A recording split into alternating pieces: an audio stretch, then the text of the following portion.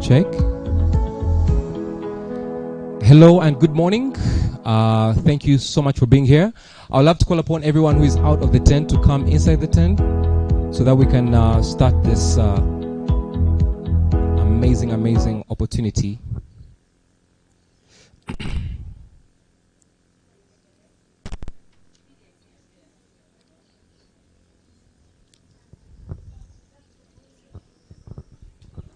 If you're watching online, we are just about to get started. Thank you so much for waiting. Make sure you tell a friend that we are starting right now and a very important conversation. And you can actually hashtag so that someone can get to know about this. The hashtag is very simple. It's Youth Empowerment UG. Okay? So you do that and then we can get started and have this conversation. All right. Youth Employment UG, sorry about that, and Budding Uganda. All right, so Youth Employment UG, my bad on that, it's still in empowerment in its own right. A very good morning, is everyone okay? You guys just had breakfast. I think we need more energy than that. Is everyone having a good day so far? Hallelujah, all right. A great morning, thank you so much for taking your time to be here. I would love to welcome you all to an amazing place known as Forest Resort in Kasenge, Mbalala, Mukono. Right behind me is, of course, all the details of our function today. But just to give you some detail, where we are, Forest Resort is actually an amazing place for you to be at, because right by our tent here, we have a man-made lake with a man-made stream. We have a man-made forest that covers over 40 hectares. It also has almost 300 species of birds. So you are in an amazing, epic place. And we are hoping that everyone can get a great experience this morning. As we start, my name is Sabiti Brian Mackenzie. I am a great fan of tourism. I work with Talent Africa Group. I also run a company known as Keller PR. I am a media personality. I love the fact that I have been able to merge my love for media and tourism.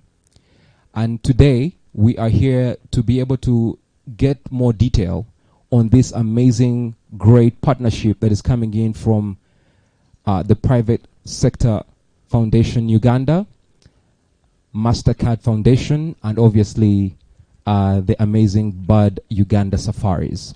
Today, we are launching an amazing product, a great project that has already been ongoing here and there.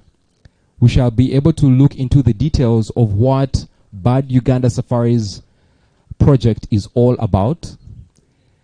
Just to give you some information about this entire project, especially for those who are watching online, we have been going through a terrible 2 years, almost to 2 years now, that has heavily affected the greatest majority of Ugandans, who are the 75% that are either my age or younger than me. So you can try and find out how old I am with that.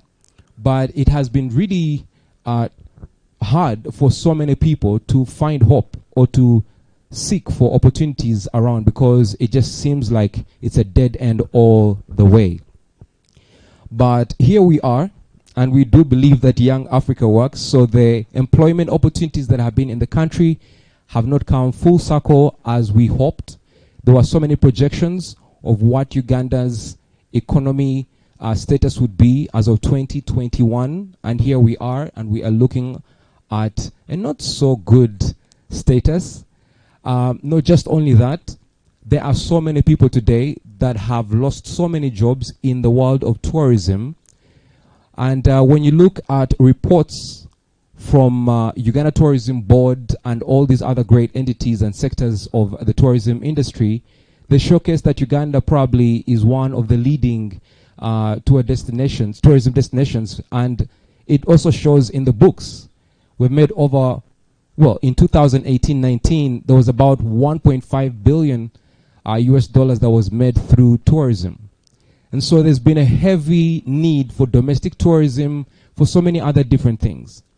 But one thing that you can also agree, like I would agree, is that one special thing has not been highlighted as much as it should, which is probably one of the biggest, I would say, one of the projects that has been able to impact the world of tourism financially has been birding.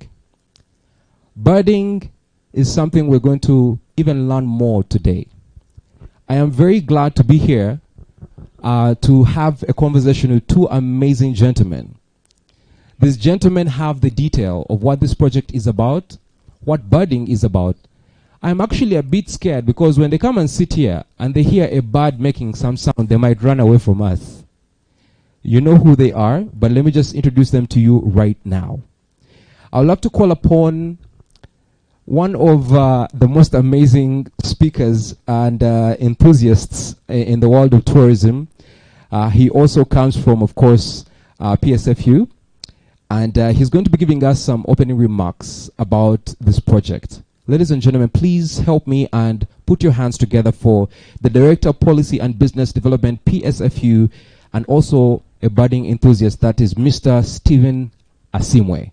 Please, a round of applause. Mr. Asimwe came in an amazing outfit and has been able to chef it up to look exactly. Please have a seat on my left here. Thank you so much. Feel free to mute and unmute the microphone for you to be able to say a word. You can say something to the people. It's sanitized.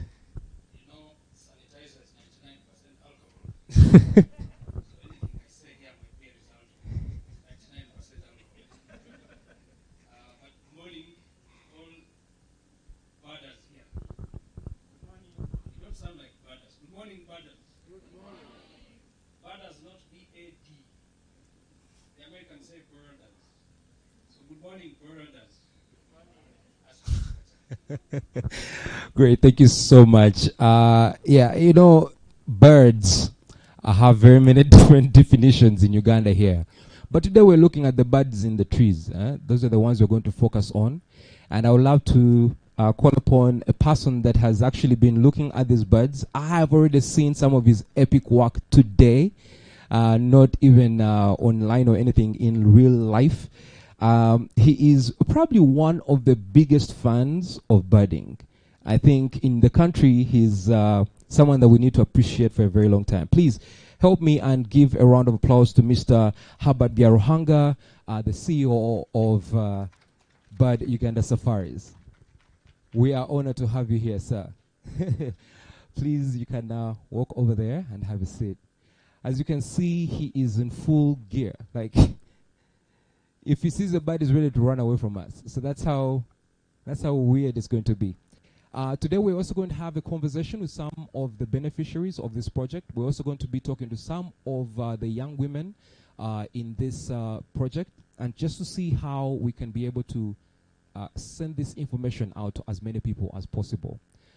Gentlemen, in front of you is an amazing ensemble of people. We have media personalities here. We have a lot of great social media influencers as well, and content creators. We have also people that are here to learn about the importance of birding and some of the great opportunities in this. So I don't want to waste a lot of time. We have gone through a tough time with COVID. Obviously, like you said, 99% of what might come out of that might not be your doing. But I want to know from your position here, since you are in the policy and the business development in this case, why this project? Explain to us what Bird Uganda Safaris project is about and how you hope to achieve these goals. You can mute, yes. Thank you very much, my brother, and good morning once again. Stephen Asimwe is my name. I'm here in many capacities. First, officially, I'm here as a representative of the Private Sector Foundation, which is the apex body of all private sector players ranging from manufacturing, trade, agriculture, ICT, tourism, professional services, logistics, the entire economy in 12 sectors. We represent close to 270 business associations, from big players like Uganda Manufacturers Association to very small, micro and small, medium enterprises across the country. And under private sector foundation, we are mandated to do 4 things. The first is we are responsible for research about the economy and what affects the economy. Private sector foundation is also responsible for policy and advocacy. So we are here also on a policy event to create jobs for young people, business opportunities, to add income to people's homesteads. And out of that, the government is able to tax and get money for running the government projects. So your roads, your infrastructure, your hospitals, social services, etc., come from the money that is taxed from the private sector. The third thing we do at Private Sector Foundation is we do capacity building. So we train people, we skill people, we empower people. And particularly for private sector is a sister project called MasterCard. And under MasterCard Foundation, we have a project called Young Africa Works, which is essentially geared towards creating jobs and opportunities and empowering young people, especially women and those under the age of 35. And fourthly, we also, as an institution, we are responsible for building partnerships across all sectors. So we work closely with the World Bank, with the UNDP, we work closely with institutions like Trademark East Africa and MasterCard, obviously, who have been very, very instrumental in giving us money that is responsible for what you're seeing here. Now, just from the onset, I wish to take this opportunity to thank the head of MasterCard in Uganda, Mr. Samuel Yao. I think he's watching us somewhere online, on webinar. He's been a very, very enthusiastic people to see young people empowered.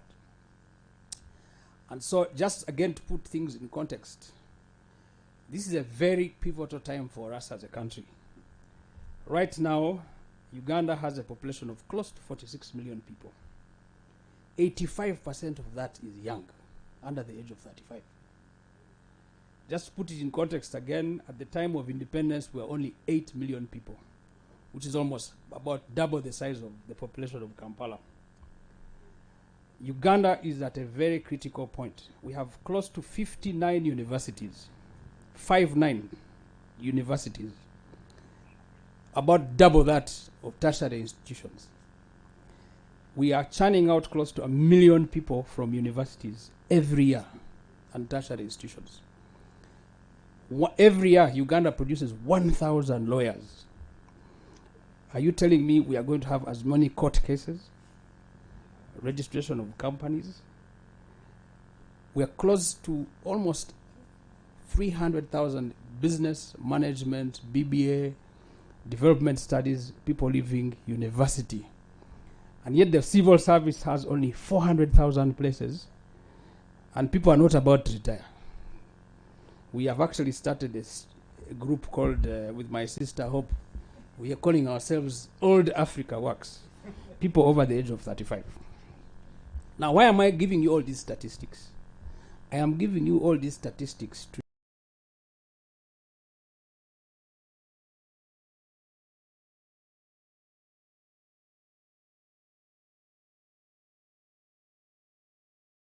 you are very educated. But if I asked you how many of you are earning a certain amount of money per month, the situation is different.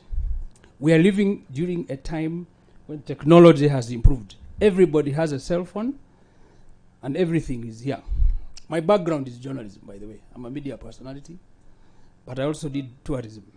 And everything you want is here. Your bank account, your profile, your biostatistics, your PhDs, everything is here. What is lacking right now are jobs, business opportunities, and one word, hope. And the reason we are here today is to bring you hope, all of you people here. So if you came here with the word hopeless, you are going to leave this place with hopeful. And I'm seated here with a brother of mine called Herbert Biaruhanga. We've worked together for many years. This man is amazing, and we'll hear about him in a few minutes. But just again to give you a bit of background, I worked as CEO for the Uganda Tourist Board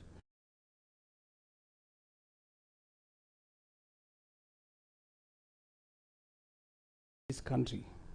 We raised the tourist numbers from 1 million to 1.7 million visitors a year.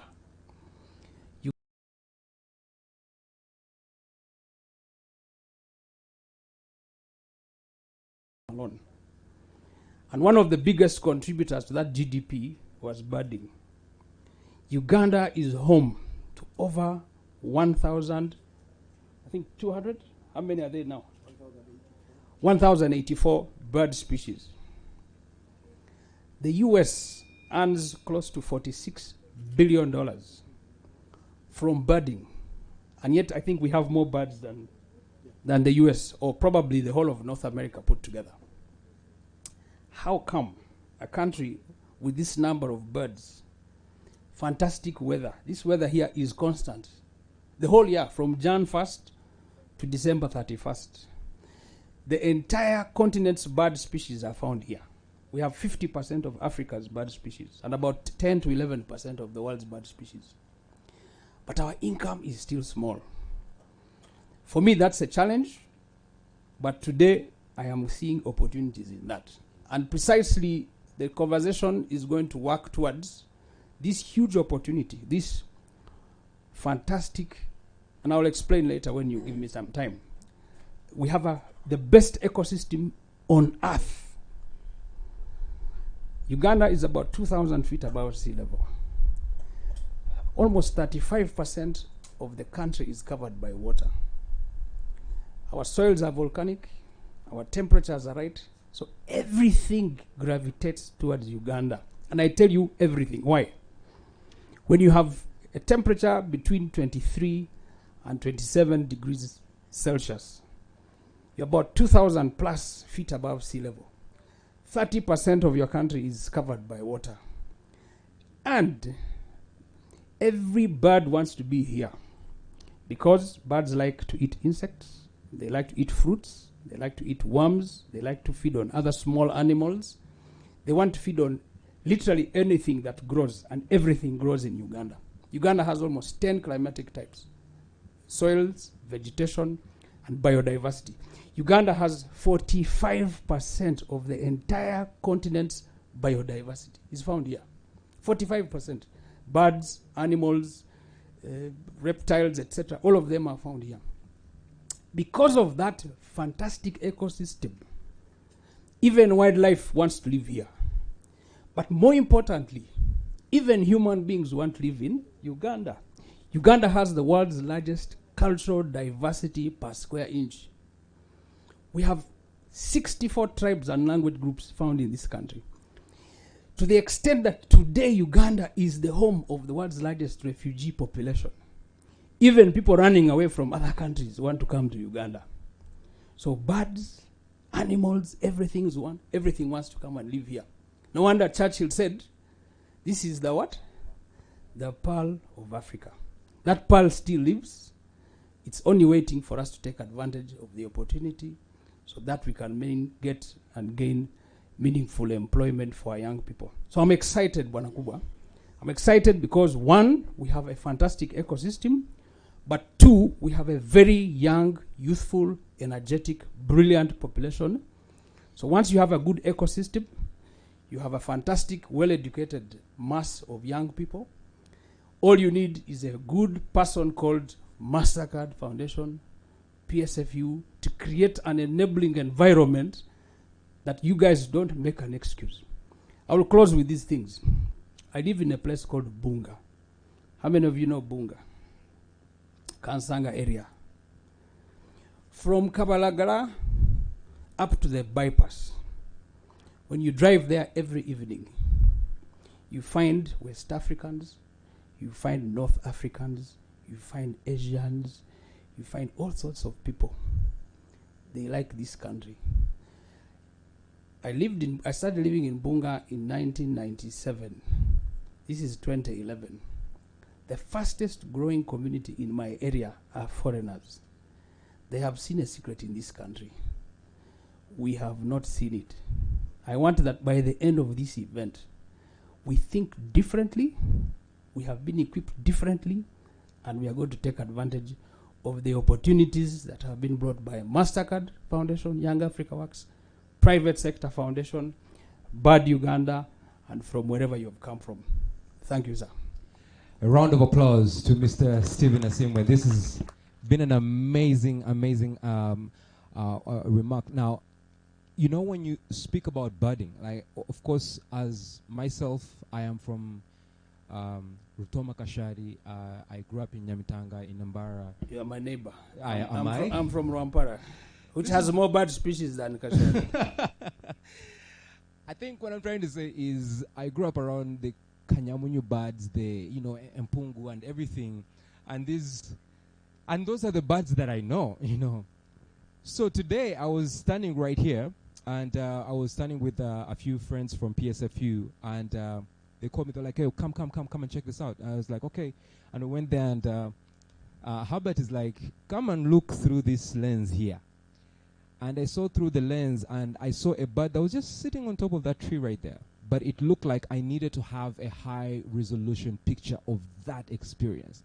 I felt something that connected me to that, and I do not know how that is. I mean, how wide are we in the sense of understanding that information? How far do we go in knowing the importance of budding? So today, we are very glad to have Herbert here with us. So, Mr. Biaruhanga, can you please, within a few minutes, give us maybe a brief reason as to why this has happened to you? Because clearly, this happened to you. You are a badder. You can't run away from it. It's not even an addiction. It's not an attachment. It's not a marriage. It is you. You are this. So how did this happen? And why is it important to you? Well, thank you very much. What can I say after Stephen? He has said it all. First of all, it's an excitement to come to this far. It's been a long journey from way back 1998, 96. Pushing to see Ugandans becoming badders. It's something as a tourist driver in Lake Mburu National Park, I chose birds because I thought animals can be found in all places. Same lion can be in Kenya, same lion can be in Masai Mara, in Kruger, in other areas, but birds will be different. And having learned that there are many, many species, I decided to take it upon myself, said, by why can't I do bird watching? Later I discovered that I was actually a birder since childhood. I used to hunt moles on the ground and feed them on kites. So it was a tug of war. Story short, having been arrested many, many times because of putting on a green attire, we had just come out of the war. Everybody putting on green would be seen as a question mark. Many times I was arrested by police. They took me to Ginger Road Police. One time they took me to the barracks in Ruzira. And the good thing, because of being social, the commander knew me and said, "Why do you bring this man? He's just a bad. Take him away. Go away, man." So it's been a long journey. There wasn't people interested in birds, even leaders, policymakers. But it's a decision you have to make and say, we must do this thing. We must do it. And later, we started picking. We started seeing people coming in. We got friends from abroad. They took us for training outside this country to go and train as trainers, train many, many areas. And then, long journey, coming to meet Stephen Asimwe at the New Vision. That was the beginning of visibility of birding in this country. Every article that came from Kasiate, from Tenywa, Stephen will make sure he publishes it. I lost many jobs because of that, many, many jobs wherever I was trying to survive. But Stephen made us stand strong because he was always publishing. I remember one boss fired me because he said, I have seen you in the newspapers. Do you work here? Or I told him, sir, I do my job very well, but I'm a bird watcher. When in my free time, I do bird watching. I was working with you, but the man said, no, you must be fired. And I resigned before he fired me, so I couldn't go back in the name of bird watching. So it's been a long journey, and I'm very grateful to PSFU for listening to us. When I was a board member of PSFU, I talked much about tourism, but also bird watching, so much. And the light started coming. And then eventually we find a great team at MasterCard who are very passionate about bird watching. They now speak like birders. Also, every time they make a statement, I feel, yes, these guys are coming. They're now coming. When I met Apollo the first time, we were together and he was talking, but he wasn't so much. But now his florence is already there. PSF, the whole of PSF now is becoming a birding community. This is very great for this country. But to this far, it is a very thrilling moment to see that we are all coming forward to focus on young women. In 2013, I decided to start a program for women birders. Of course, it was something new to the country, even on the continent. It was the first of its kind on this continent. And everybody was like, but how can this, why are they choosing women? Why only women? Called us chairman of women, called so many names. But we said, it's okay, let's move forward and see where we are going. So, and the good thing, PSFU through MasterCard, with MasterCard support, decided, okay, let's focus on 70% of women. That was my dream, but I didn't show them my excitement. Because we've been to this place many, many times with women birders, and I can tell you as we speak now, Uganda is the leading country in the world with the local women birders. We are hosting the first of its kind International Conference for Women Birders in 2013. In December, it will be here. We have already set up everything because Uganda is leading. It has led. I've been invited to Colombia, I've been invited to India, all these places because we have made it a point. They have all tried and failed. The good thing, our women listen to us. They are very cooperative. They understand our problems. When we say, let's go bird watching, they go. Even when they don't have even binoculars, they don't have bird books, but they still come and we do it. So the main objective of creating jobs for young people, including women, comes along our already set dream of creating women birders in this country. Of course, when I was in India, I told people that if you educate a woman, you have educated the nation. And truly, if you look at how mothers take care of us, and then you want to train them to become bird watchers, you will have educated very many people. All of us will become either hardcore bird watchers, bird guides, conservationists, people pay attention to nature. You will have actually succeeded in many, many areas. And others may even make hotels, but when they make hotels, they will put up habitats for birds. A lot of things will happen through bird watching. In this country, like Stephen said, I am still comfortable, very comfortable, that if our country focuses on birds, we will not compete with any other country in this continent or in this Africa. We have got a very big comparative advantage. We have forests, like Stephen has elaborated here. We have people. The people of Uganda are different. Stephen was in Kenya a few years ago, and they told him that we fear Ugandans now. We thought we were competing, but Ugandan guides are taking the game. Why? Because you speak very good English, very good attitude, you are ready to learn, you're ready to go. So it's something that is landing on a fertile ground. The other thing is what is exciting us. We've been struggling for all these years looking for birders. Of course, struggling with the people who don't know bird watching. You are on a bird fair. You have somebody who cannot even talk about birds. But now we are going to be much, much more birders in this country, and the business is going to come. The business is going to come.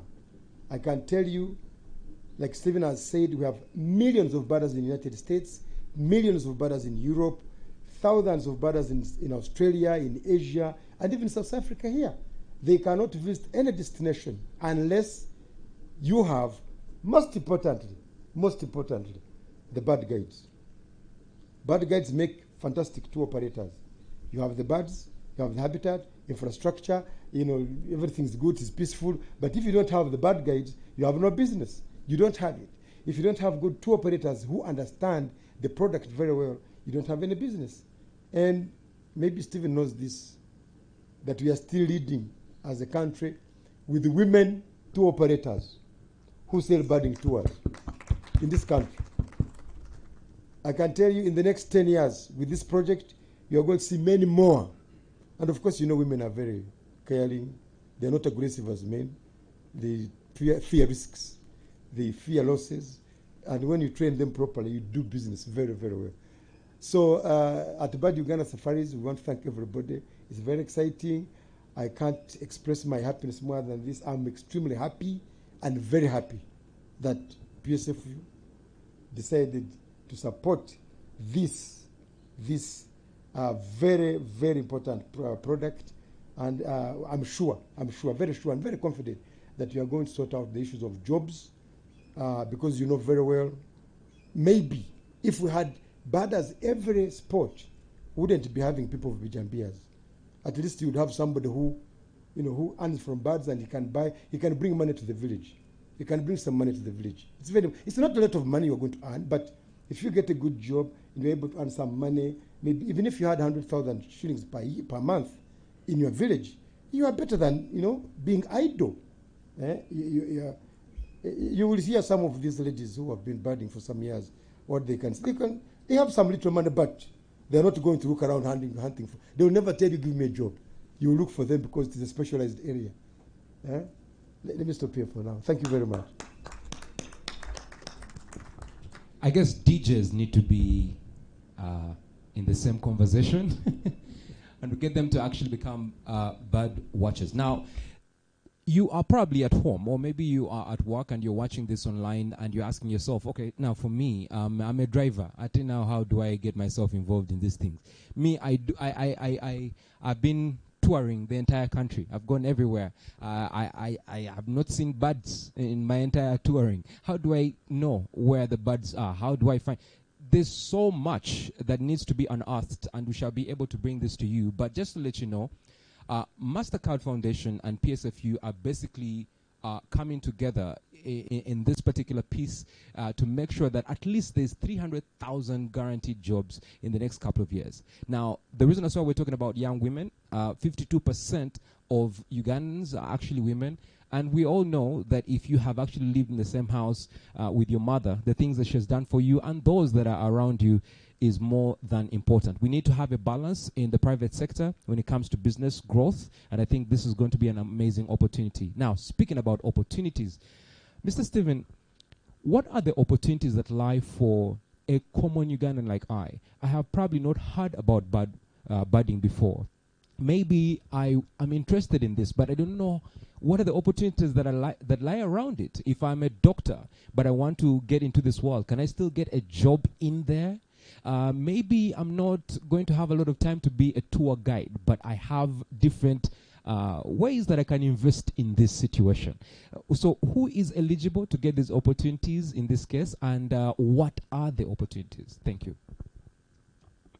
Thanks. That's a question. Allow me to, in a very special way, can we recognize the people behind this event, especially from MasterCard? And I will start with Apollo, if you don't mind standing, really. Florence, where is she? Florence, please clap for her. Lorraine, where is Lorraine? Lorraine, I don't see you. Can you stand? Birds are usually visible. Aha, Samantha. MasterCard, where are the MasterCard people? They are online. And of course, our PSFU team, I think we came with Julie and everybody. I would have injured myself. I would have gotten a red card, we say in football. So going back to the question, what are the opportunities that come with this industry called budding? That's a very, very pertinent question. I know people on their phones, just listen to me carefully. If there's something you'll go with here, this is the time. First of all, tourism is the world's largest income earner of any sector. Why? We in tourism sell an experience. We sell an experience.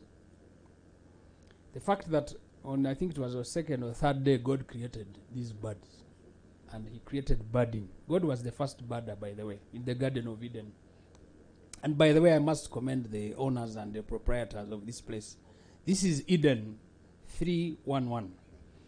Now, I'll give you in the broader context. When a tourist decides to make a decision after Herbert and his team have organized an itinerary for them, when you land at Entebbe Airport, or even before you come, let me use the context of Uganda Airlines. You have paid money to an airline. When you land at the airport, you pay $50 for a visa. That's income for the country. When you get out of the airport, after COVID now, you even give money to test and fly, and they test for COVID-19, but that's for another discussion. The moment you leave the airport like this, there is a cab waiting for you. There is a driver. He drives you to, for example, Serena Hotel. He pays fuel. That's income for the country. VAT, 18% money has gone into the government coffers. When he gets to this hotel, and I don't want to market Serena, if they have had me, let them send me an invoice. The moment you check in, you pay for accommodation. That is money. If you have arrived in the afternoon, for those who are patrons, you go and have a beer at the bar. That is money coming in. You order for a meal. That money is already income for the hotel, but also there is a farmer somewhere in Kashari who is earning some money. So, because you have a bit of time, you decide to go for a disco in Governor or wherever it was. And I'm talking about pre-COVID, and I'm sure even post-COVID. So you go for entertainment. Or you go to National Theatre for a play or a comedy night, or you go to buy some fabrics. So at every point you move, you are spending money. Tourism is measured in the 2 S's and the 2 V's. There is stay and there is spend. How long you stay in a place is also determined by how much you spend in the place. And from a government and business perspective, we measure volumes, the numbers coming, and the value that you spend in the economy. So, the average birder from statistics, Herbert, you'll correct me, stays anywhere from 17 to 25 days for an itinerary, especially in a country like Uganda, which has over 1,000 species. I was asking Herbert a few minutes ago, how many birds are here? He told me 300. Now 300 is almost 4 or 5 times the number of birds in countries which are 10, 15, 20 times the size of Uganda. We have probably more birds than Australia, which is 20 times our size. Now, Uganda particularly, every time you move 50 or 100 kilometers, you move in a different geographical and ecological zone. So you will notice that there are birds that are very familiar with the more wooded and equatorial and tropical size. As you move towards the savanna areas like Mburo, etc., the birds change. Now, Uganda, interestingly, everywhere you go is a bird haven. I have 30 bird species in my compound alone. I was telling Herbert I have the red-beaked parrot, which is being taken to Pakistan, and they can pay you $5,000 to $10,000 to have it, in a captured state. So, So there is money in accommodation. Aha. This guy is correcting me. For me, I just look for colors and beaks and long tails. But I'm a small birder, pretty much in a P1 of birding. So you have money coming in, both from a business perspective, but also at a personal perspective. So as a young person, when 17 to 21 days is a lot of money. These guys are spending anywhere between $300 to $500 a night in food, in transport, in accommodation, etc., etc. I'll give you one secret about birders, by the way. Birders are usually slightly older, people running away from bad weather. Now remember, September is autumn in Europe and America. As you start hitting October, November, the older generation start to feel jittery because the sun is covered for almost 6 months. There's no vitamin D. Everybody is moody. That's when all the flus in the world come. I studied in these places, and you just hate winter. Uganda is the only country that experiences very good weather the whole year. So for most of them, they save up money, put it on their credit cards, and start to fly to places that have much, much warmer weather. In America, they'll go to Hawaii, or they'll go to Florida, and maybe parts of California, and maybe Tennessee, etc. But or they'll go to Australia because it starts getting to summer towards that time. Now, there's 2 winters every time. So it is winter from about October up to about February, March. It's very cold in the northern temperate countries. As it gets to summer in the north, it becomes winter in the south. So the whole of Southern Africa, Australia, New Zealand, parts of Chile, Argentina become very cold. So people move towards warmer areas. The people who give the biggest excuse to move are usually birders. They are pensioners. They are people who are living in their evening years. Old Africa works. So they start to spend money. So if you are a strategic birder, like Herbert can be very, very busy. This is the best game to do. The beauty about Uganda, again, is that beyond watching birds, we have 10 game parks, the national game parks. We have 12 game reserves. We have over 50 forests. We have over 10, 20 protected areas. Each of these places are bird havens. There's a huge, huge concentration of birds. So at every one time, you're busy. Now, I'll give you a tip. Herbert mentioned it briefly, akakonyeko, but let me give you in a secret. If you are a guide, and you are a good guide, and they will take you through best practices, SOPs for birders, you can earn anywhere from $30, which is roughly 100K, am I right? To anywhere like $300 a night, depending on how you manage or the type of clientele you're handling. So there's big money to be earned on a daily basis. 2, when you handle a client well, customer care, these guys can live anywhere from $500 to $10,000. I know someone who has been given a car as a reward for how they handled a client. 3, the entire ecosystem of birding is incredible. Actually, the ecosystem of birding is more than the birding itself. And I'll give you in on some statistics, if you don't mind. In America, birding goes with fishing. What did I say about Uganda's landscape? Over 30% of Uganda is covered by what? Good birders are avid fishing industry. They like to fish. So Uganda stands strategically, and that's an area, Herbert, we've been discussing for a long time. Birders also like insects, butterflies, and all other reptiles. So we are not just talking about birds. The entire ecosystem is incredible. Birders like forests, they like trees, they like shrubs, they like the greenery. Me and you take this for granted. I told you I stay in Bunga. Bunga is next to Lake Victoria. We are next to a big swamp. I get 30 to 40 visitors a day. They are called monkeys.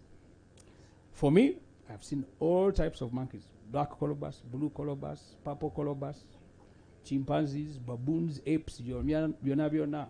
Uganda, by the way, is home to the world's largest concentration of primates. Can you imagine? I see monkeys every day. I don't care. We have a new one. Which one? Red colobus. The red colobus. Red colobus. New species for our science. Wow, interesting. I wish I had time. I would have told you about colobus. But let me tell you quickly, very, very quickly, because of time. In America, total trip and equipment expenditure last year was $40 billion. That's more than the GDP of Uganda. Now, if you break it down, trip-related expenditures, which are food, lodging, transportation, etc., was $26 billion. So in essence, you're saying how can you benefit from this? Is one, if you are in food, and food means agriculture, food has a background. Someone has grown the food for you to eat it, isn't it? Two, lodging. By the way, let's recognize Madam Angela, the proprietor of this place. A big hand clap for her. You have the best lodge, the best ecosystem in the world. I talked about this place earlier. Now that you've come, I'm just cementing. So, lodging, you can already see we are here. Three, transportation. Our cars have been known to have funny names like drones. But that drone can actually be used for transportation, other things, etc., photography, etc. So the total cost of the entire industry is $26 billion for the US alone, a country where we beat them in birds. Uganda is the size of the state of Oregon. Oregon is about number 11 in the whole of America. So technically, we are much better than these people. Now, there's an ecosystem around birding. So they say wildlife watching equipment. Herbert's camera is more expensive than my car. That machine there is incredible. So for us, we are going in for Subarus and what, buy a camera. That's where the money is coming from. That's luxury. Two, auxiliary equipment. So wildlife equipment is $7 billion. Auxiliary equipment, clothing, etc. Hats, whatever. Special equipment, the binoculars, etc. All of that comes to almost $14 billion. Now, birders spent $46 billion in America. Employment income was $31 billion. The amount of money people spent I'm giving you statistics for America. So employment income was $31 billion. State tax revenues, government, URA, they earned $6 billion, which is more than coffee, tea, tourism, gold, Biona put together. It's less than 6. Federal tax revenues, the monies that are earned from, equipment that you sell, etc., was $7 billion. So, in essence, for me, for 17 to 21 days, there is money coming into accommodation, into transport, and by transport I mean tires, fuel, servicing the vehicle, car washes. People are getting jobs at every time you move. Let me give you another secret about birders. I told you that most of them are pensioners and people with very, very good income. Do you know that the American government pays for old people to get out of America and Europe and go to a country like Uganda, pay insurance costs so that they live longer? Science has shown that people who watch birds actually have a longer lifespan on Earth. Because birding gives you relief, you connect with the environment. People who are bird watchers are happier. You don't need a psychologist, you don't need a psychiatrist, you don't even need massage just to go bird watching. When you enter a place like this one, water is therapy. Birds are there, good food. I was talking with my brother Musime from NTV. Our pineapples, our food, our weather, our people. Ugandan music, the best in the world. I mean, Ugandans have been known to be the most accommodative and very welcoming people. We actually won on the happiness index. We were number 1 in the world. Did you know that when Ugandans go to see a doctor, they ask him, "Good morning, sir." He says, "Good morning. How are you?" The Ugandan says, "I am fine." Then the doctor says, "How can I help you?" The guy says, "I am about to die." This is a doctor. These are these human beings called Ugandans by nature. And you know why we are very good people? Because of our environment. Now, birding is going to be the next frontier. Photography, the money that you can make from photography, art, and then the auxiliary businesses, our selling our crafts, our memorabilia, our mementos is incredible. Doing business, it has been discovered, Herbert, that a lot of the birders who come here are very wealthy. So in the process of visiting this country, they actually see opportunities and they invest. But finally, and this is something we discovered with Herbert when we were doing our promotional activities, we discovered that actually the people who come here, and you know tourists are people you may not tell their wealth just by seeing them.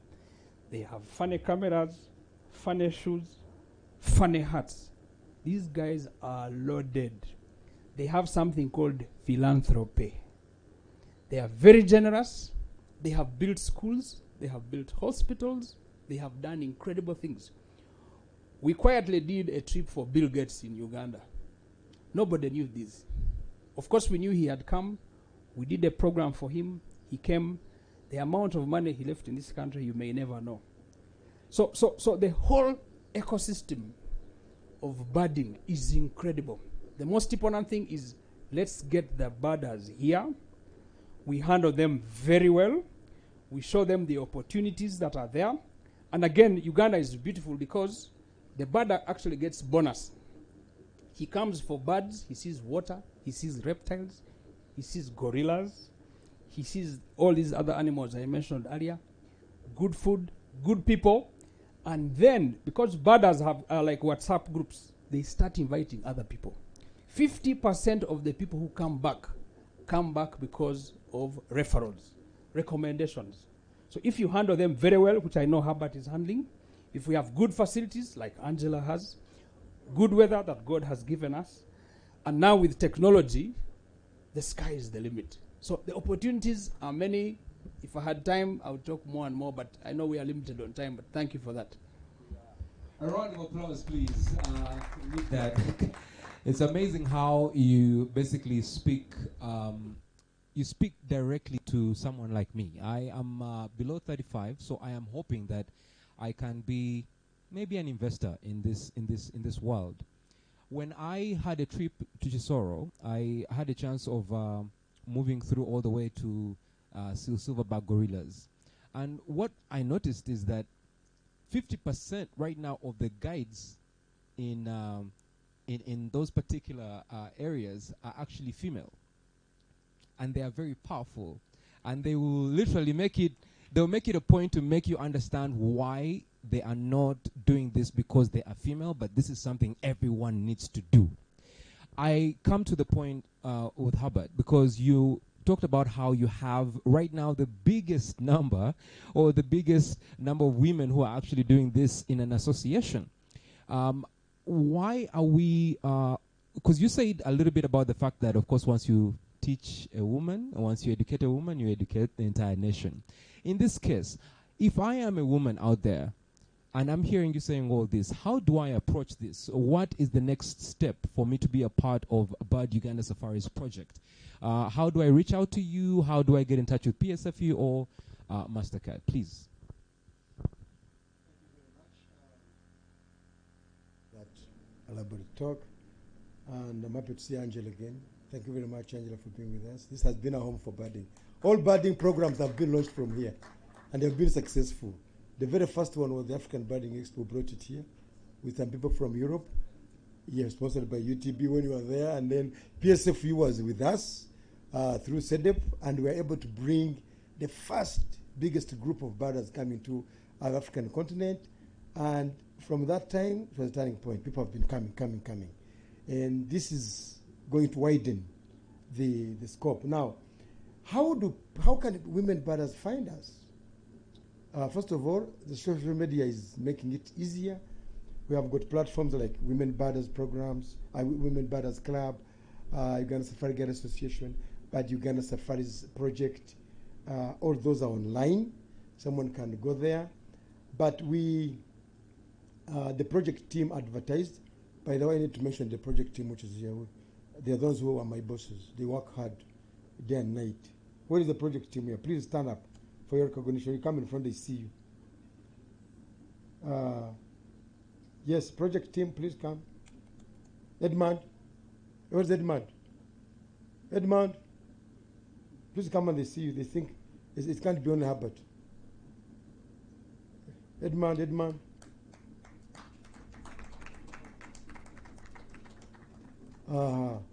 And the project manager is running around. These are people who are in front of the project. The project manager, I think, is a very practical man. He could be running around looking for something. So these are the people that you'll be facing all the time. Once you get in touch with them, especially Muyonjo, who is very close here, she will get back to you very, very quickly. Thank you very much. You can take your seats. We are online. You can find us online. We enroll you in different areas. We have those who are doing bird watching, we trust driving, and trust driving has been specifically put for only girls. We want to get more women driving, tourists, because they have always been very good, very successful. There is one visitor called, she's here, she's going to speak. Stand up, please. Vero.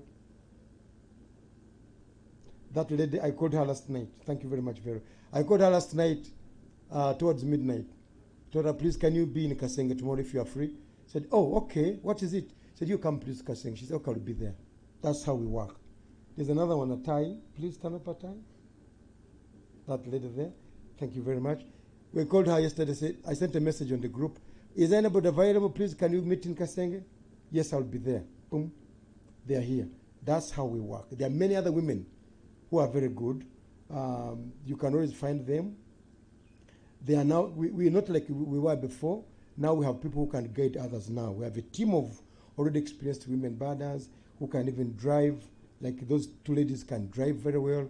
Tai speaks different languages. I posted her photo recently on social media, and my group from, my colleagues from South America, they said, oh, when we come to Uganda, I want to go with her because she was in my office and I took a small video, short, of about a minute, speaking in Spanish. And they said, when you come to Uganda, she will be our guide.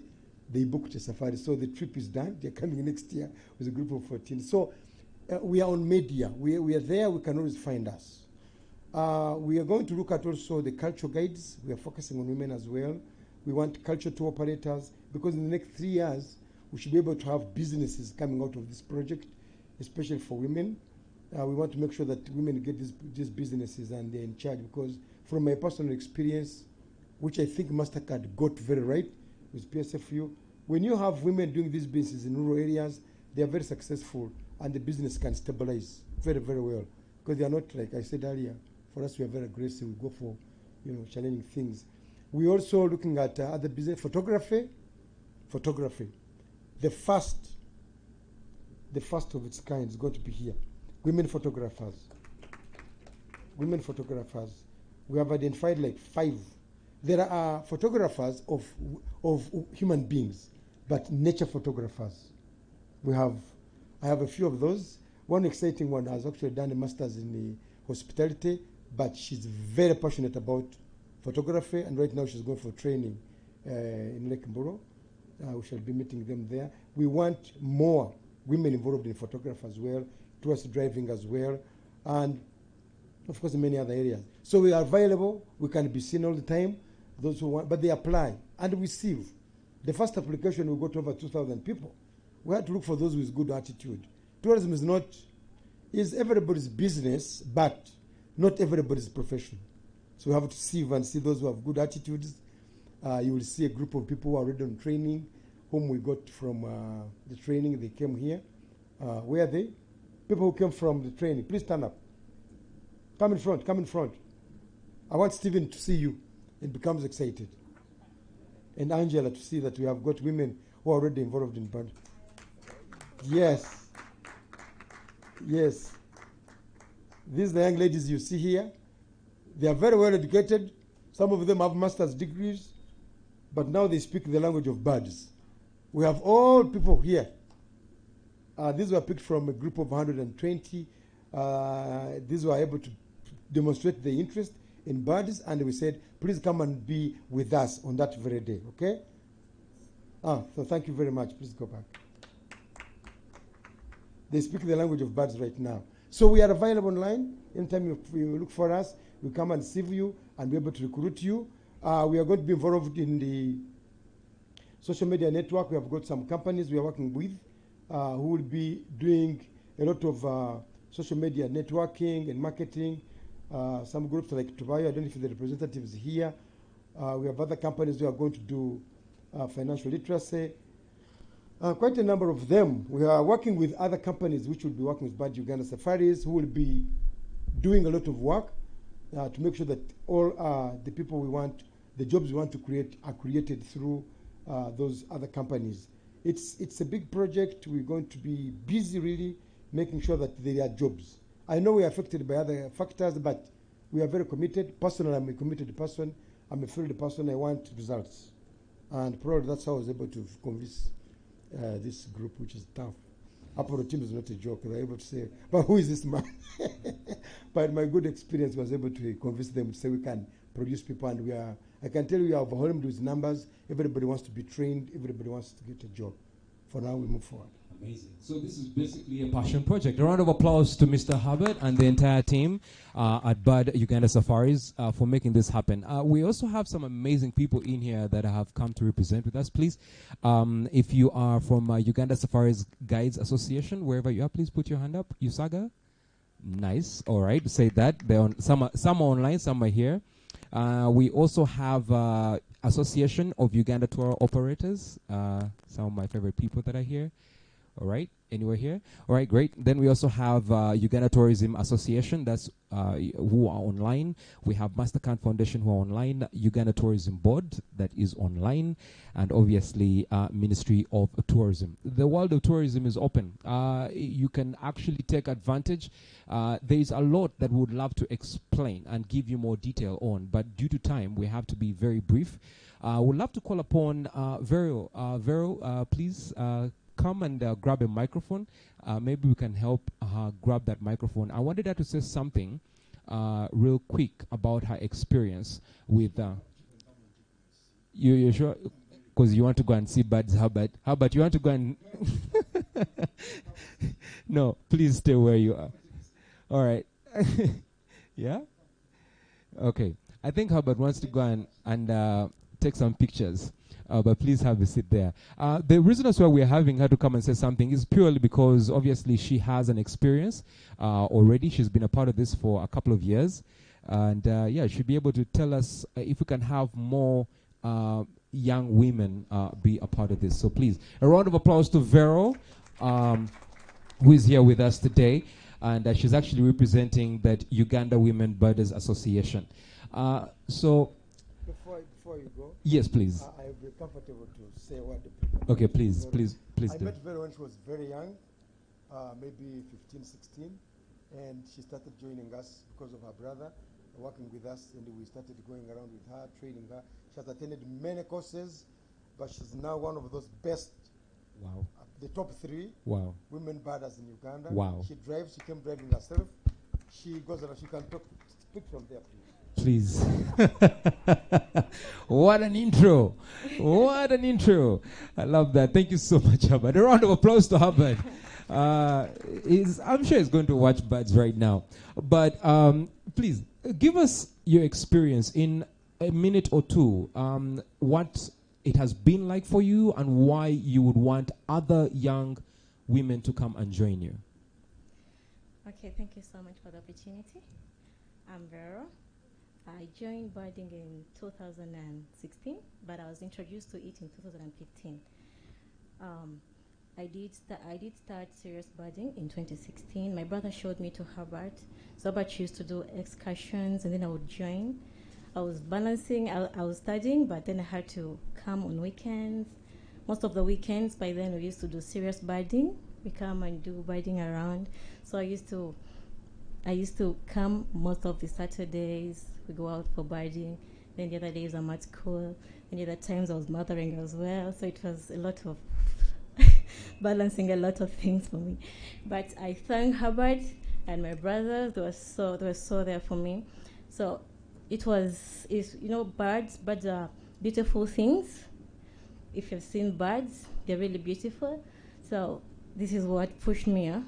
I love looking at beautiful things. You've been able to make a living for yourself so far? Yes, I've been. I did practice. 2016 is when I started doing it.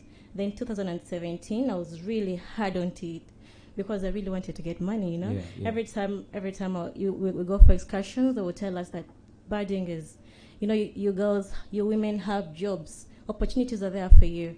So 2017, I really had to do hardcore birding. Yeah. I used to find myself, go out there, practice, go to Soro, go to different places just to look at these birds, And then I really had to, I made it. In 2018, I was doing trips. Then 2019, I had back-on-back trips. I was like... It was the biggest year. No, my biggest year was supposed to be last year. Last year, I had trips coming in. Herbert is among my bosses, so... I had trips with him, and then I communicated to them, and I'm not around here. But then they're like, you can come and join in later. And so I had trips coming in, but it's just amazing out there. So I'd like to advise the ladies out there, you can do it. Birds are beautiful things. You can get real good money. You can get good connections from birding. There are different people coming in. The senior citizens, like they mentioned to you, they give out big money, If you really want money, you can go out for birding. If you want to travel, you can go out for birding. Yes, I do trips here in Uganda. I do to Rwanda as well, and there's Kenya. Sometimes I go there for some birding trips. Okay. So if you're there, you can go do it, You can get, we have this Uganda Men Birders Club. The different ladies out there, and they're so willing to help out. So the ladies here, you can always get in touch. They can give you excursions. You can go out to them to different places. There is Lutembe. Lutembe is very close. And there is Kasenge here as well. You can be introduced to the forest birds. So if you go to Lutembe, get the savannah birds. And the ladies are so much to help you. So if you're here, you can go do it. Yeah. And you can really do it. They're a little bit hard, but passion. You must be having the love to do it, If you have the love, things just work out.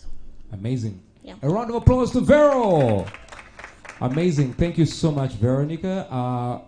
It's awesome that we have someone in this capacity to give us some information. Please feel free and take a seat. We have a round of applause one more time before we call. I'd love to call Miss Ampiridwe, Patricia. Where are you? Please feel free come and have a seat here. So, Stephen, these are some of the beneficiaries of this amazing project. And I am personally thinking that, please feel free and come on the big stage. We are hoping that maybe she can tell us of what she has experienced. And then after that, we can have a small Q&A in case anyone has a question for you or something. And we can just go through that. So, how are you doing? You're good. Nice. So you are obviously a part of the Bird Uganda Safaris project right now. Yes, I am. How did you apply, or how did you get part of it? And She can remove her mask. Let me wear mine. okay. Is her mic on? Your mic is on? Yes, it is. It should be on. All right. So you speak a little louder so we can all hear you. Now, what and how did you join, and how has your experience been so far a part of this project? Once again, my name is Patricia Mpirire. I'm a wildlife scientist, a passionate birder, but most importantly, I'm here as a beneficiary of the Bird Uganda Safari project. I got to know about that project through a friend. Yes, and they were applying online. I applied, and luckily, I went through. We've been undergoing a training for 3 weeks. I've been in Chivade. Some others have been in Buro. I'm representing 4,000 others. Wow. Yes, and some of us have trained already. We've been training in birding. Others are yet to train in cultural tourism. We have photographers and many others. About the experience, it's been amazing Personally, it's been in my field. I said I'm a wildlife scientist. I did a bachelor's in wildlife health and management at Makerere University. And being in my field, in my line of profession, it's been very amazing. Most of us have been birders from like very early stages, but we don't even realize. He said he has 30 bird species in his compound, but we take things lightly. So this has been very amazing, very eye-opening. It's not even about just the birds, photography, nature itself. It's very beautiful out there. And the fact that they've thought about us as women, the girls.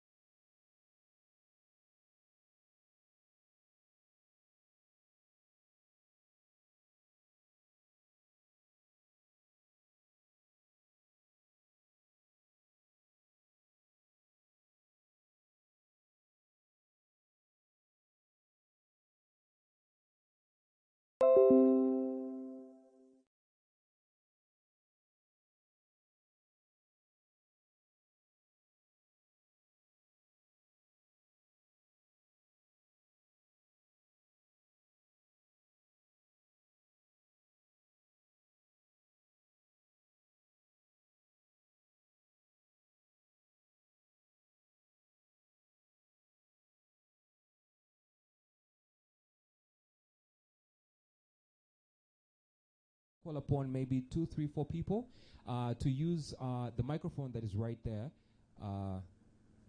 just behind this cameraman. There's a microphone behind him, and you can use that. There's one behind there as well. All right, so there's one behind there. If we don't mind, we can as well move the camera so that we can have that, or move the microphone itself to whoever has a question. So first question, do we have someone? B-Wall? Of course B-Wall has a question, which is amazing, because he's probably one of the best travel journalists right now. He has a travel blog that has inspired so many people to actually travel around Uganda and the world. Good morning, still good morning. And your question? Good morning. Good morning. Yes. First of all, thank you for this entire thing. I want to, as a person who is a travel blogger, things like this excite me, and it's good that MasterCard has gotten onto this. However, as a person who wants to make money, I'm a young person. I would like to think I am. I want to make money from this birding thing because I'm a storyteller, right? About a week ago, I was in Bunyonyi, which is a very awesome place when it comes to birds. It's a very lovely ecosystem. But when you go there and you want to learn about the birds, there's barely anybody who can tell you about, the birds. They know just a few of them in their native tongue. How can I, as a young person, start to walk those steps so that I don't just tell the story as a traveler, but I tell the story as a birder? Because I mean, if you about a year ago, I went with some birder friends to Lutembe Beach, and we found nearly 90 species of birds, which is really mind blowing, and these are just in our backyard. So how can I start to kind of have like not really a dairy, but some kind of how do I learn how to get to know these birds, the calls, the tails and all those things, because I really want to make money in this thing. I do. All right, I have a feeling someone is going to tweet something close to that. Please feel free, Patricia. Thank you very much. All right. Can I ask? Please. Thank you. So my name is Malcolm. I come from NTV, business anchor and reporter. And my question is going to Stephen, first question, and then the other one is going to Albert. My questions are really very, very discomforting. And I hope Stephen will be very comfortable answering me, because we didn't share that while we were having breakfast. Thank you very much, Alia, for the recognition. So MasterCard, $200 million US dollars into this project for the entire continent. And later on, perhaps PSFU and the badders will be able to tell us how much they were given, to implement that project. But very fast to Stephen. Recently, you used to serve this government. I think you still serve it under the PSFU capacity, but only that PSFU is a bit private. We see it around about May, government or court ruled clearing government to give away a swath of tropical forest in Bugoma to sugar plantation. In this case for Hoima sugar. I know that is a habitat for chimpanzees that we are here praising, and the birds, thousands of birds in that forest. I don't know how many species are in that bird. How about you be able to tell us? So I'm wondering, where are these young girls that you're talking about going to take tourists to go and watch birds? If you are giving away forests or cutting down this forest sugar plantation. And I hope, Stephen, you'll be honest again to answer that, because I know what this government thinks about that. Investing in sugar and then also praising, chest thumping around, promoting tourism. The other question is going to Herbert. What has the impact of the giveaway of forest to the investors in sugar plantation and investors or maybe people into charcoal, cutting down forests and others logging? What impact has that had on the breeding of birds? Right now we are here talking and there's a stone quarry just away. I don't know how discomforting that is for birds, Herbert. Who knows? The investor here could lose this forest soon. This government could come and say, you know what, we have an Indian who wants to plant sugar. I hope we can have a very honest conversation, and then we can start saying these young people will get a chance to take tourists around this country to go and watch birds. Or we are lying to ourselves. Thank you very much. Thank you very much for that question. Those questions, I'm very sure they're easy questions to answer in this case. We're going to take one final question. One final question. All right. Please stand up, introduce yourself, and ask your question. Good morning, everyone. My name is Paul Elizabeth Chitimbo. I'm here as a digital marketeer for this event. And we've mentioned that there are people who went for training, and some of us are just hearing about this. And I feel like there would be very many people, especially in my field on social media, who would love to hear about this. So if there was a training and it's already done, how can people get to know about further trainings to come? And how can they tap into this project? Are people already registered? Are there over 3,000 opportunities already provided for people? How can people tap into it? That's my question. Great. Thank you so much for that. I'll answer that a bit briefly before maybe you can give more detail. If you're on Twitter right now, just go to @LFS _ PSFU. Once you hit there and you follow that, I can guarantee you'll listen and you'll hear each and everything that is going on around when it comes to this amazing project. All right, so let's start with Stephen. Yeah, we can start with you. The question coming in from him is asking, to be very specific, are we mind-playing ourselves that maybe there is a situation that we are seeing here of deforestation and we are pushing for birding? How would you put his question into an answer? Thank you very much. Let me start from a much bigger context. So Budongo notwithstanding, Africa right now has a population of 1.3 billion people. Uganda is hitting 46 million, thereabouts. I talked to you earlier that by independence, Uganda had about 8 million people. Around 1962, Uganda had a population of elephants, which were close to 60,000. So it's not just a problem of forests. It's wildlife, even birds.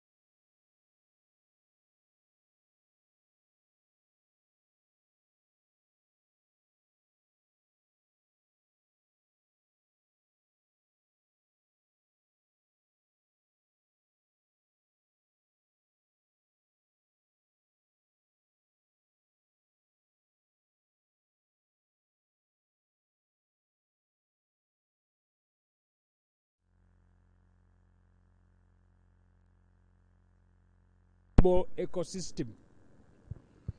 So it's not just Budongo. It is everything.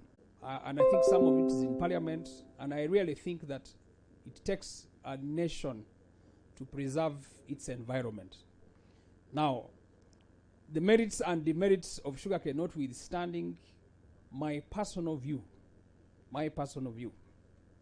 is that we need to preserve, and we are losing an entire ecosystem. So my appeal is, can we as Ugandans, can we as whoever it is, ensure that we preserve the environment, that it will bring sustainability, it will bring income, and obviously it is going to protect the environment. Now, part of the reason we are doing this training as MasterCard, as PSFU, is so that we can get our young people to appreciate nature, protect it, preserve it, and by extension, get income that is going to sustain us. I told you we only have 400,000 jobs in the civil service, and very few far apart that are coming from other things.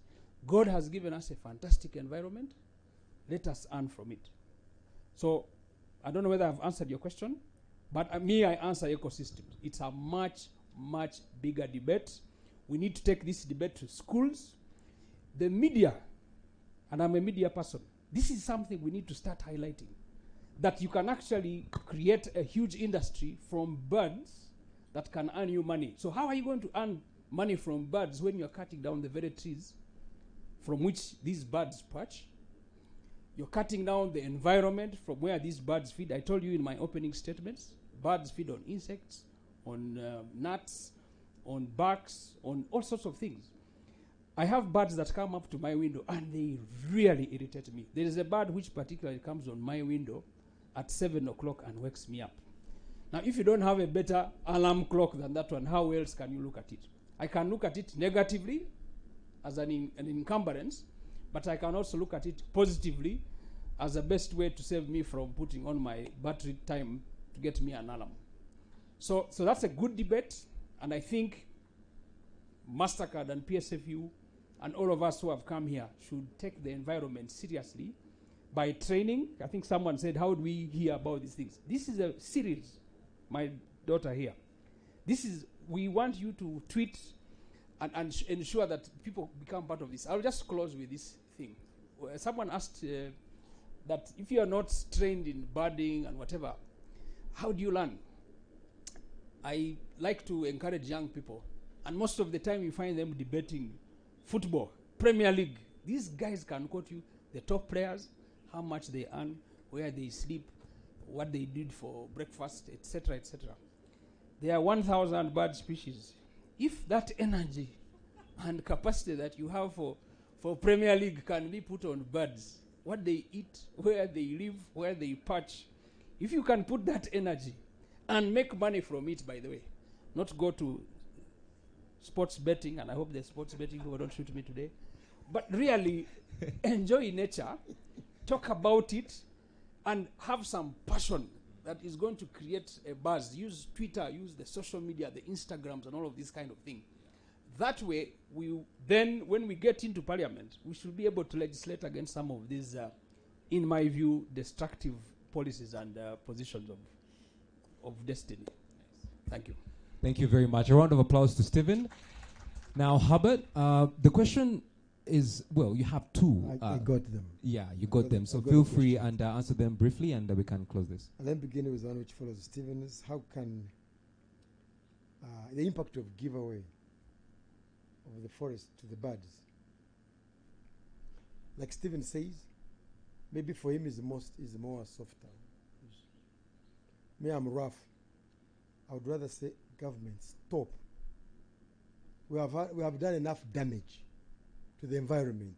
We are men, it is true, but we cannot speak. We cannot enjoy our country. We cannot do anything when we are dead, like the president said last night. We better realize it.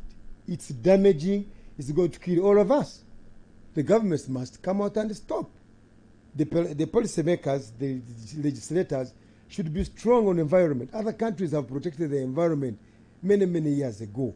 For us, we are still going into battles, funny issues here and there. People are not there. Somebody claims a portion of the forest, another one says, let the government come out here and say, no more cutting of forests. The forest cover is going.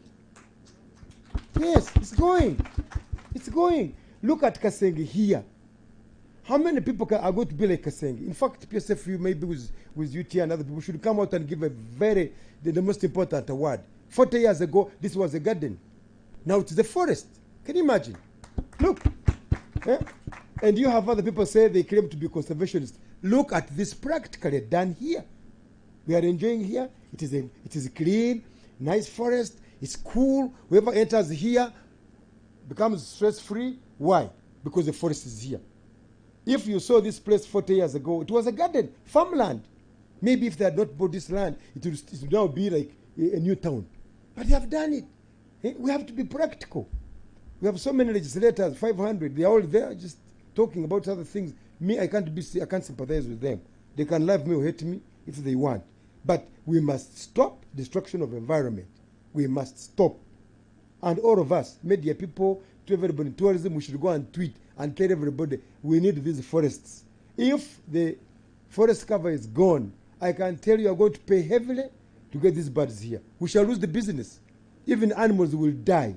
They will all die. It's an ecosystem. One member losing, others are affected. I think that's enough for that. I can tell you it is very hurting. How can I make money from bird watching? Take it easy. Number one, develop love for nature. Once you have love for nature and you check yourself and you feel like, yes, I love nature, that's the beginning point. 50% will be done. The rest is, whom do I go with? join clubs, join associations, go with them for excursions. You can do so many things. You know, tourism is a big loaf of bread like you see. We always buy in the supermarkets. Every slice is an opportunity with thousands of opportunities. You can make money from anywhere. Take photos, you'll make money. We shall be doing this with this project. Take photos. I can tell you, you make money. Now, some people were taking fun of me when I was taking a photograph here. They were taking photos of you. Yeah, just fun, you know. But I can tell the photograph I took there, I am going to work on it properly and I repost it. It will make big business for 2023, 2024, because I got very close, was near me, in a good, perfect light. I'm perfect. I'm very happy for today. It's perfect. I will use it to make money. It is following the one I took in Uganda 2 days ago. Perfect. Take a nice photo, you make money out of it. And how many people are going to make money? I'm not going to be the guide. Other photographers are going to go on that line. A photographer guide, I can tell you, anybody who guides photographers cannot earn less than $150 a day. Take home. How much is that money shillings? 500,000 shillings. You take it home and it is paid in your wallet. Nowhere else, not even through the bank. They can give you the wallet and put your... No, how would you tax me when I'm paid in the forest? Even you cannot find me when I'm in the forest. They find me in the forest and pay me there. I get my money and move on. You get the point. So let's get serious on these things. Passion drives you. Passion will drive you there. And everything you talk about, there is money. Look, people come here to Kasenyi. This Madame Angela here, with all the beautiful things she has done here. People from the university with environmental science, conservation, biology, tourism, they are all around there. They cannot even come and say, I am going to come here and volunteer to be your guide. They don't. But I can tell you, site guides earn more than anybody else because people will be coming every day. Yeah? Madame Honorable is here. She's been seeing us coming every day. If there is anybody who wants to earn from tourism, you offer to volunteer here. Be here for free. For 2 months, 3 months, 5 months, and we market you. People will start coming here for you. I brought a group of people here some time back looking for frogs. From Europe, yes, from Europe. They came and spent the night here looking for frogs at night. They paid me my money. I was happy. I paid here, took mine. My families go to school fees, and I was happy. Just looking at frogs. Like she said, I don't touch on frogs. Some of our cultures cannot allow us to do us. Touch on frogs. When you see them, but someone wants to come and identify them. You have a brain, you have your degree, you have Uganda, everything is provided for. But someone is out there in Europe, in America, to come and look at frogs. And you are there saying, I have no job. Sir, you will make money from every bit you touch on. Last one was, how can I tap into this project? They have given you the answer. Go online, you will get a link, follow it, and then, but of course, like I said earlier, tourism is everybody's business, but it's not everybody's profession. We want to make sure that we produce quality, be it jobs or businesses. We need value for money. I can tell you, I have traveled all over the world, but someone come here, they say 14 years, 15 years. We don't need to have people who are going to protect the name of Uganda. It's not about, you know, I'm the committee of the Tourism Security Council. We are tired of arresting young people because you wake up and get excited, start companies. Before you know it, you don't know how to cost, you don't know how to communicate, you give lies. You know, it's a simple statement like, you will see. It's a commitment. It causes problems. The people who have arrested have made those grammatical errors. When you come to Uganda, you are going to see a gorilla in Kasenyi. But there is no gorilla in Kasenyi. Because you don't, so we need to have quality people who are going to really protect the power of Africa, so that at the end of the day, PSFU feels proud that yes, we are involved in this project and we have got now a good business community. Because at the end of the day, the business communities you are going to produce are going to be members of PSFU through the associations. Make sure that our country has got good business community that add value. Because I don't want, and I took this to Stephen many years ago, someone spending thousands of dollars to come to this country and they go back crying, they could have been robbed. We don't want to see this happen for sure. Please, if you are coming to tourism, he said, me, I want to make money. Yes, you want to make money, but make genuine money. Make good money. Don't damage our country. You know, you can imagine how much is spent on this, such a facility here. And then if someone comes here, you promise them to see baboons here, they are not there. You promise them to see a shubir here, it's not there. You know, the tigers, they are not here. The other day I was with MPs, members of parliament. Members of parliament. I don't fear them. They were telling us, they were arguing with me that they are chimpanzees in Bostema. Say, you guys ain't peaceful. Oh, legislators, those are baboons. They said, no, those are chimpanzees. You know, so let's be different. Let us understand, have product knowledge, understand the business, and you'll be able to make money. I thank you. A round of applause to Mr. And of course, Mr. Stephen Asimo, great to have you. Please. I think that Albert, just to add some icing on your cake. This one I will not leave unanswered, really. The biggest challenge, and you're all young people, you've heard about all these rosy things about tourism and birding, money making. Our biggest problem is integrity. Integrity in three things. Integrity in time. We are very poor timekeepers. Most of these people want to come and start birding very early, isn't it? I think birders wake up at what time? Today I woke up at 5:30. I've called Herbert on Christmas, and he's in the forest birding, and I'm going to church. But issues of time, these guys are timekeepers, and we need to rewire our mindset that the kind of clients we are dealing with have certain expectations. So from the onset, Vambi, these things of saying, I am coming, I am on the way, I am about, I am near, I have arrived, when you have not come, you are still in Mukono, is unacceptable.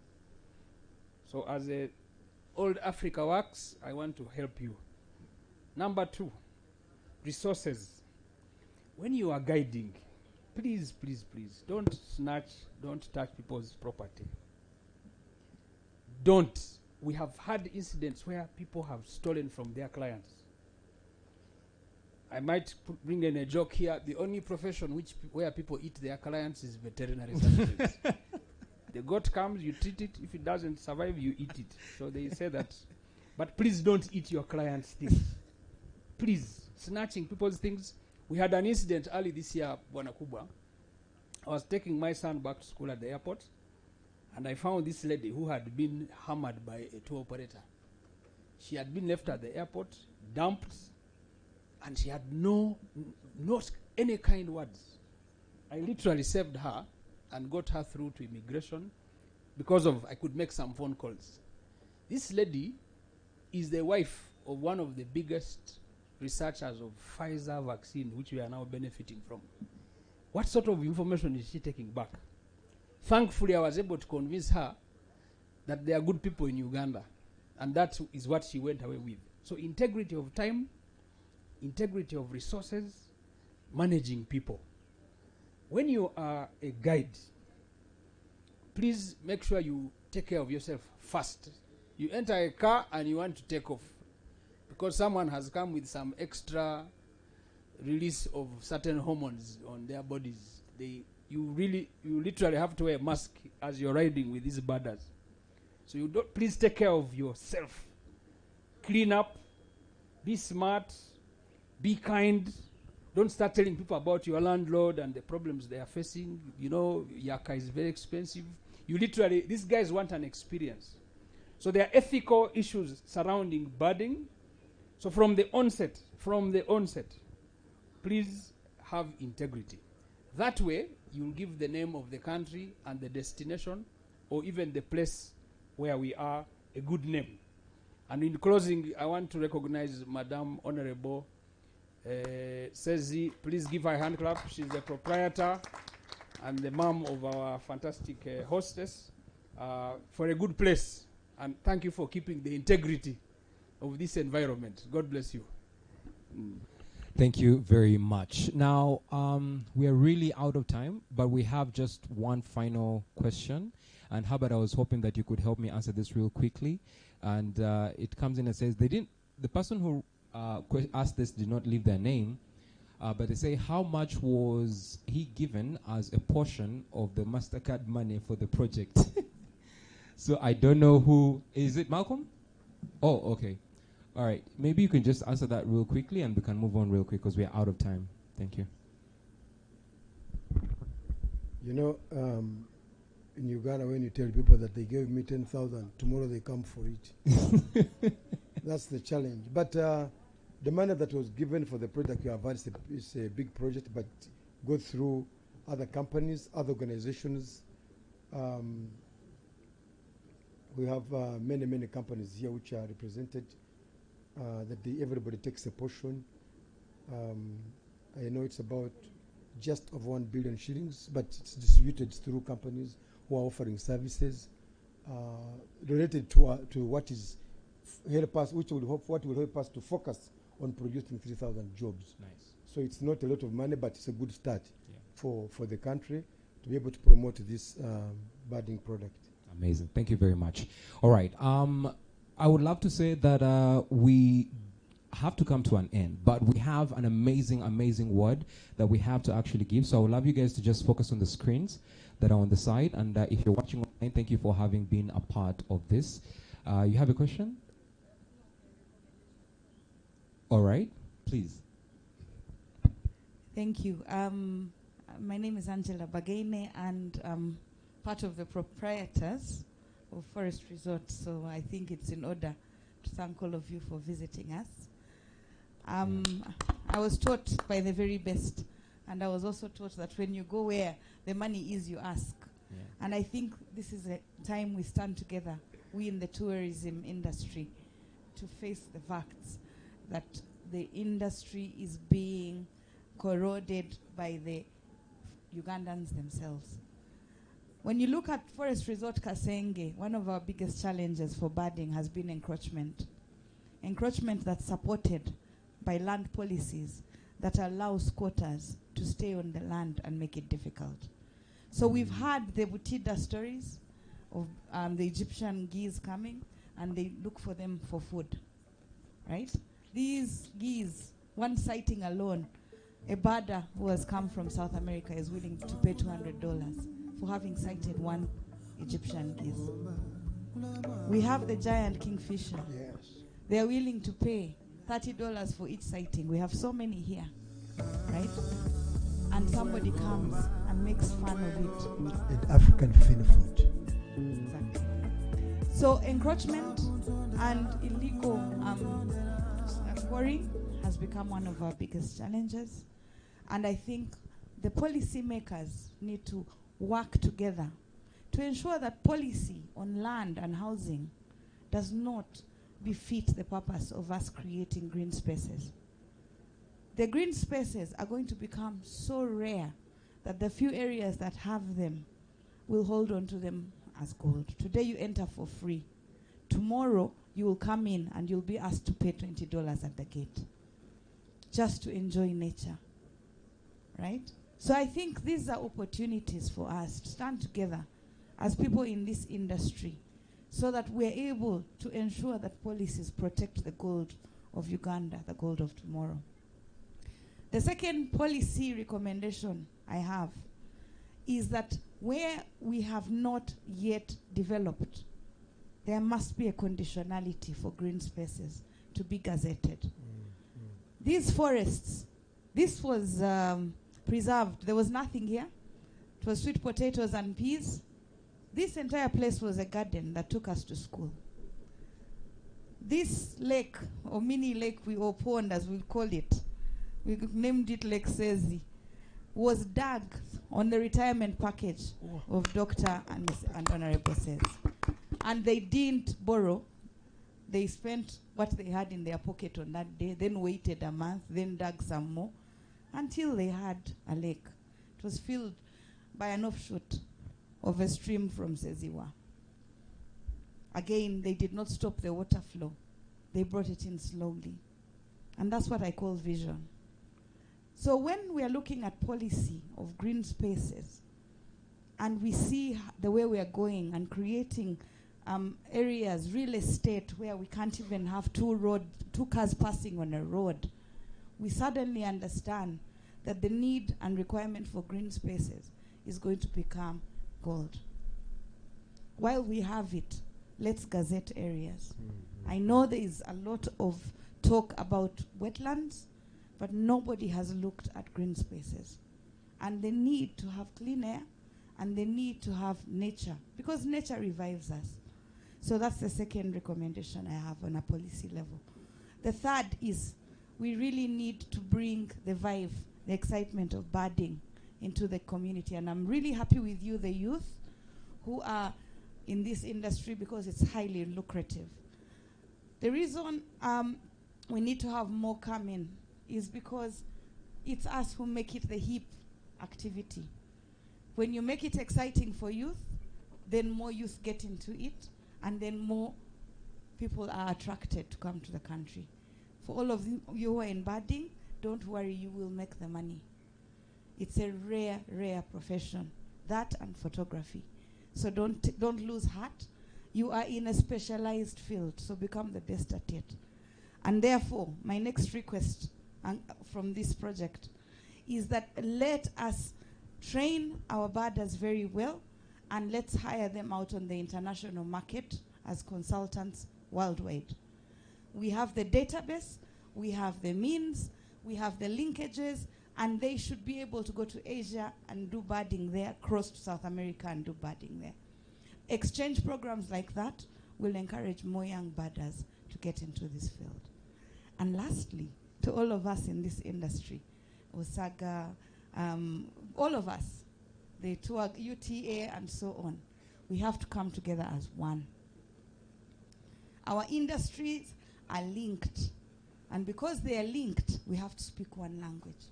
So when we fight for something, let's fight for it, knowing that we are saving the tourism industry. On issues that are on the tourism sector, we'll save that for policy at parliamentary level. But for today, I want to thank you for having graced us with your presence. And I really want to thank PSFU and Young Africa Works for believing in birding and believing in tourism. Thank you. Thank you very, very much, our host for the day. I would love to call upon from the control to please roll our remarks from our ED, and that is from the Private Sector Foundation Uganda, Mr. Gisirinya Francis. Please, let's roll that. Watch this. Mr. Herbert Garuhanga, the Managing Director, BAD Uganda Safaris Limited, representative from MasterCard Foundation, my dear colleagues from Private Sector Foundation, members of the media, ladies and gentlemen. Thank you all for joining us this morning as we launch yet another exciting opportunity and partnership with BAD Uganda Safaris Limited. In November 2019, PSFU entered a partnership with the MasterCard Foundation with the aim of creating 300,000 decent work opportunities for young men and women in Uganda. As the young partner and implementer of the Lead Farm Structure Project in Uganda, PSFU continues to partner with a number of lead farms in agriculture, manufacturing, tourism, and trade and allied services to bring the dream of a work opportunity to the thousands upon thousands of young people who are looking for one. So far, we have onboarded 22 out of the targeted 83 lead farms. I want to encourage especially the corporate sector to adopt the shared value paradigm and ensure that you spread prosperity to the many Ugandans that are looking to prosper. Uganda is home to 1,050 bird species, accounting for 10% of the entire world species, which makes Uganda the most preferred destination for bird watching in Africa. Earlier this year, we launched a partnership with the Uganda Christian University, where the university is training young people in the area of birding. This will help them to take advantage of opportunities that are available within the birding sector. Today, we are excited with the partnership with BAD Uganda Safaris Limited because numerous opportunities will be created for Ugandans across the country. This partnership will create 3,980 new decent work opportunities for young women and men. And 70% of these will be for young women. We call upon all farms with the potential to create jobs of dignified and fulfilling opportunities for the youth to join us in this initiative to build sustainable future for our people in Uganda. We hope that government will continue to be encouraged as they see what we are doing and provide an enabling business environment that enables companies to thrive and also create work opportunities for young people. On behalf of PSFU, I would like to thank our beloved partner, the MasterCard Foundation, that has supported our effort over the years and is bringing happiness to the young people of Uganda because they are providing a job. I call upon you, young people, to take on available opportunities and strive to become job owners and not job seekers. To the media, thank you very much for your continued support to our work by disseminating and sensitizing the public about what we do as private sector foundation. We encourage you to continue sharing the good news with the general public and also to take on the opportunities yourselves. For example, through this partnership, we are looking for 100 camera people and a skill which many of you possess. We request you to take advantage of these opportunities because they are available. To Bad Uganda Safaris, we call upon you to be diligent and ensure that you implement this project within budget and time. I once again welcome Bad Uganda Safaris to the Lead Farm Structure Project in Uganda and look forward to a long and fruitful partnership. I thank you and good morning.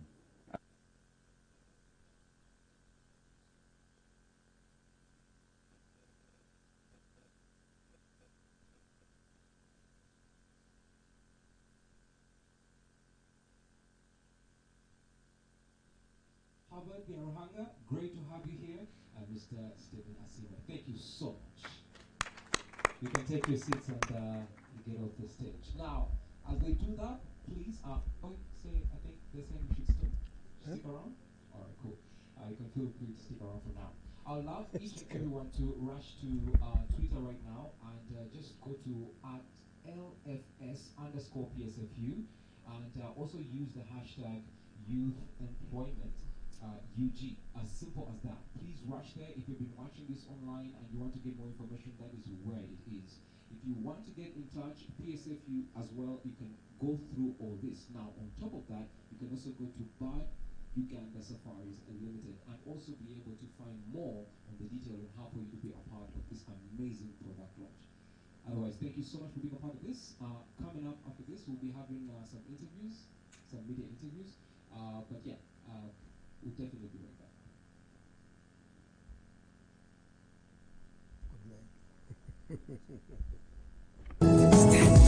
Remember where you got it from. www.djericom.com.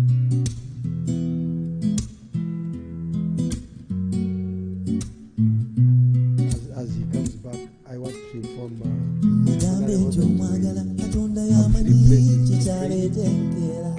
We have Makerere University Biological Field Station. Here, welcome him. There's one training ground, another one is park, and another one is Kasenge, the closest fine place near Kampala, where you can bring people on a daily basis, especially those from Central, to come and train from here. So we'll be coming here many, many times. We just need to remain with you as we have been as a popular budding training spot. Thank you.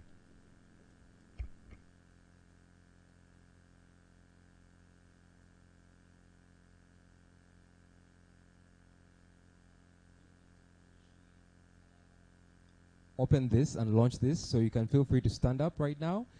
Harvard and Steven. Bad Uganda Safaris project launch courtesy of MasterCard Foundation, Bad Uganda Safaris, and of course PSFU officially. One thing that you need to understand, if you're doing budding, your hands are basically your eyes in many ways. So you have to use your binoculars. So it's going to be quite epic how these guys are going to do this launch. Oh, he has to get the trademark, huh? Okay. As a pure bird watcher, you have to throw in that. All right, so ladies and gentlemen, I'm going to count from 5 to 1, and please make some crazy noise for this, okay? All right. In 5, 4, 3, 2, 1. Congratulations to the Bird Uganda Safaris project. Officially launched. All right. Please let's take the stage off, and we have something to do. We have some birds to watch right now. So let's go and do that right now. Media, feel free to make sure that you stick around because we'll be having some Q&As, and you can talk to either Hubbard, you can talk to Stephen in case you want more information, but Lorraine is going to be helping you get all the details together. I think there will also be a press release that some of you are already receiving right now, so in case you did not start with us from the beginning, there's still an opportunity for you to get that information. Otherwise, for me, Brian Mackenzie, I want to thank you so much for being a part of this. Have yourselves a great afternoon, and please keep nature alive.